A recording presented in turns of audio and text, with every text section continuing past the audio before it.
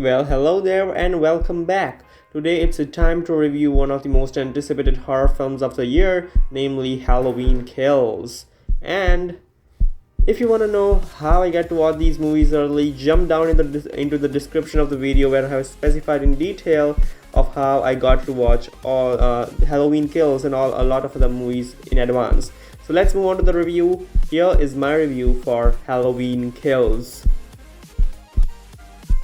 Halloween Kills is a fast-paced, great horror film.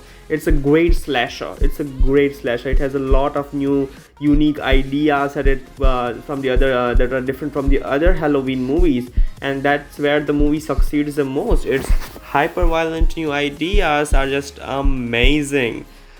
You can feel the tension through the screen. It was it really felt like if I was at her place, what would I have done? It was really that part of the film which makes this film a great thing. And I'm not saying it's really the best horror film or the best Halloween film, because no, it is not, to be honest. It's not the best Halloween movie.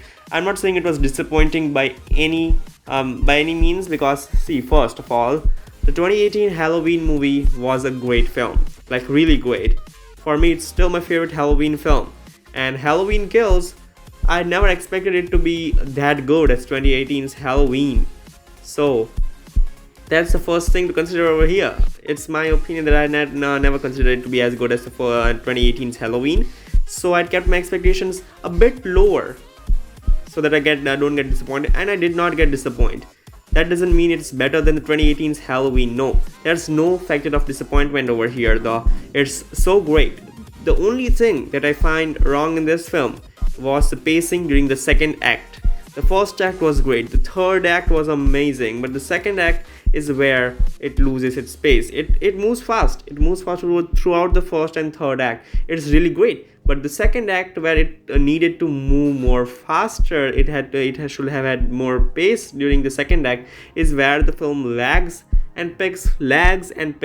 That's where that's the only part I did not like about it. But then though, it doesn't stop me from loving this film, because it is so amazing. It's a wild ride. Jamie Lee Curtis is fantastic in her role. It's just amazing.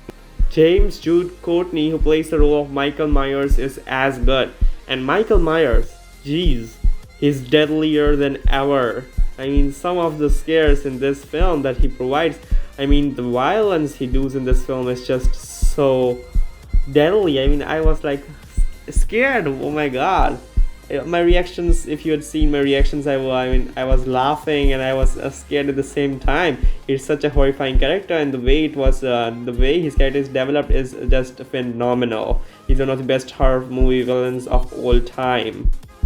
So I pretty much loved this film. Also, not only the pacing, but the story is just as good, because the story leaves a lot of space for the final Halloween movie, which comes next year, which is titled Halloween Ends. And this movie has a lot of surprises for you to unpack in the next film.